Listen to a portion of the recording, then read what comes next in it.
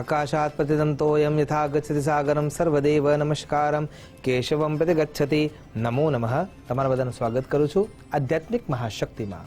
આજે કુર્મ જયંતિ, અને કુર્મ જયંતિનો જો વિચાર કરવામાં આવે તો કુર્મ પુરાણના આધારે આની ગાથા ખૂબ જ સ્પષ્ટતાથી મળે છે. સર્વવિદિત આ ગાથા છે કે સમુદ્ર મંથન વખતે જ્યારે દેવો અને દૈત્યો વેર ભૂલીને કેવળ એક અમૃતને પ્રાપ્ત કરવા માટે થઈને ખૂબ વિશાળ ઉપક્રમ કરી રહ્યા છે, અને એ વખતે ભગવાન વિષ્ણુ નારાયણ જે અવતાર લે છે એનું નામ છે કુર્મ અવતાર. તો ઘટના સર્વવિદિત છે કે ઘટના થઈ શું હતી. દુર્વાસા મુનિએ જ્યારે ભગવાન શ્રીમદ નારાયણ પાસેથી પુષ્પ પ્રાપ્ત કર્યું છે અને પુષ્પ સુયોગ્ય વ્યક્તિને આપવાના વિચારથી એ ઇન્દ્ર મહારાજ પાસે જાય છે.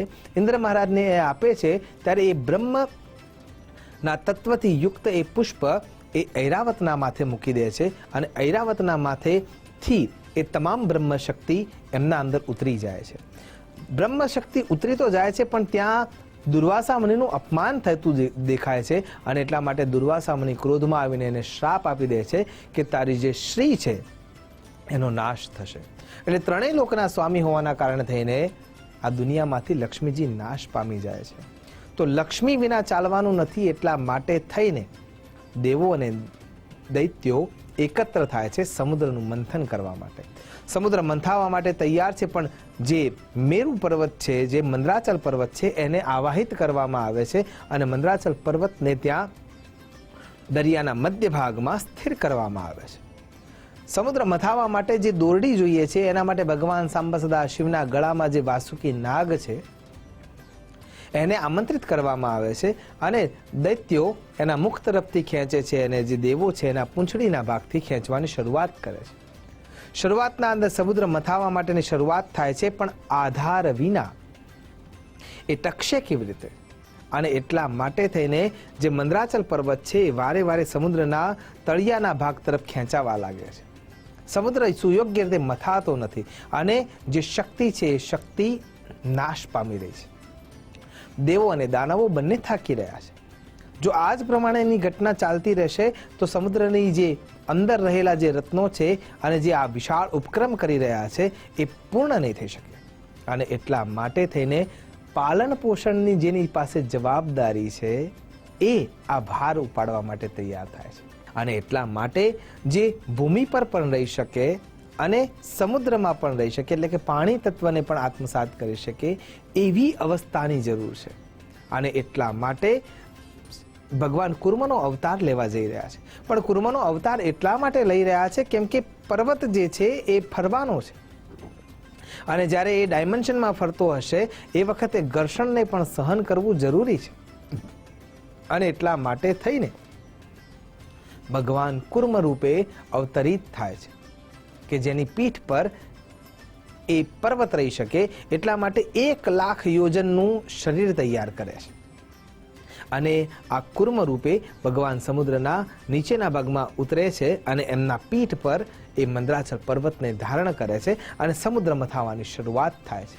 તો આધાર આપવાના કારણે થઈને ભગવાન પોતાની જાતને સિદ્ધ કરે છે કે હું પાલન પોષણ કરવા માટે જ બન્યો છું. પણ છતાંય એ અન્ય લોકો માટે જે જીવાત્માઓનું પોષણ કરવાનું છે એ પોષણ કરવાના દાયિત્વને નિભાવવા માટે થઈને ભગવાન કુર્મ અવતાર ધારણ કરે છે, અને સમુદ્ર મંથન થયા પછી ખરા અર્થમાં દેવ તત્વોને દેવત્વ પાછું પહોંચાડવાનું ક્રિયાને પૂર્ણ કરે છે.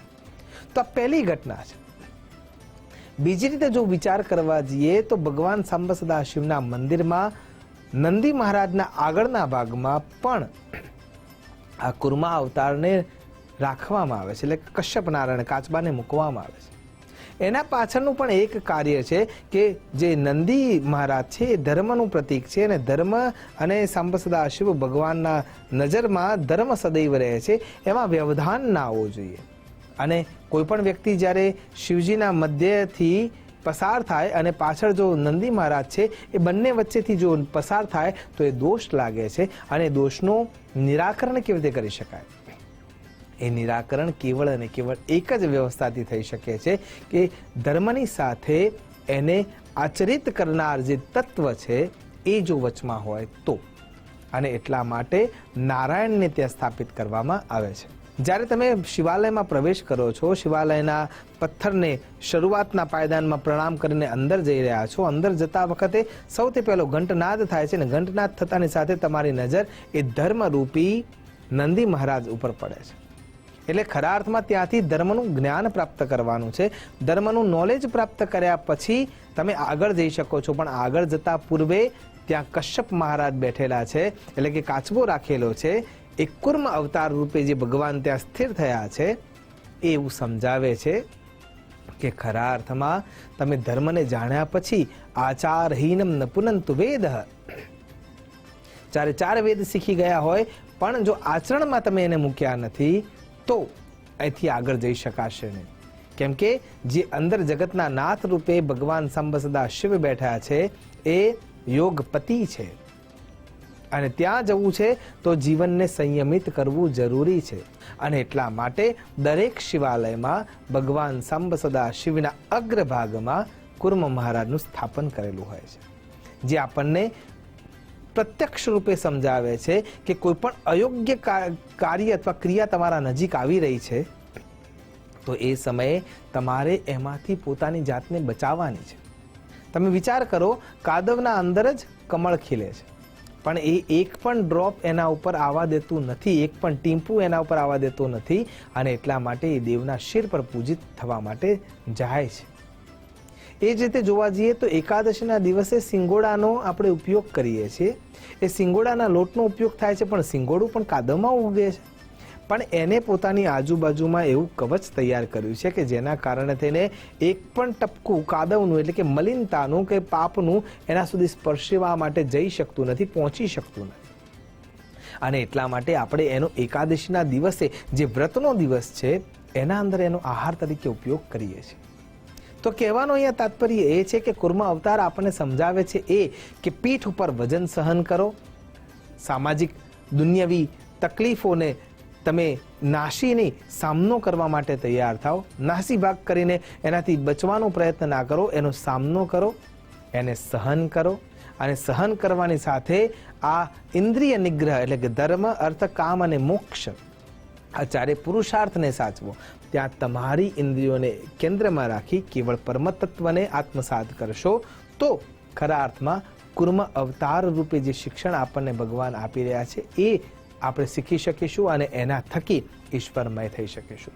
આશા કરું છું ચાહે સમુદ્ર મંથનની ઘટનાથી આપણે કુર્માવતારને સમજી શકીએ, અથવા ભગવાન સાંબ સદાશિવના શિવાલયના અંદર જે કુર્મ રૂપે ભગવાન બેઠા છે એને સમજી શકીએ, અથવા ગૌતમ બુદ્ધે જે 4 મુખ્ય ઉપદેશ આપ્યા એ ધર્મ, અર્થ, કામ અને મોક્ષને સમજીને ખરા અર્થમાં જીવન વ્યાપન કરી શકીએ તો ગૌતમમાંથી બુદ્ધત્વ અને બુદ્ધત્વમાંથી પ્રબુદ્ધત્વને પ્રાપ્ત કરી મૃત્યુના અંત સમયે મૃત્યુંજય સુધી પહોંચી શકીએ. એ જ અભ્યર્થના સાથે નમસ્કાર. અસ્તુ સદા શિવોહમ. નમો નમઃ.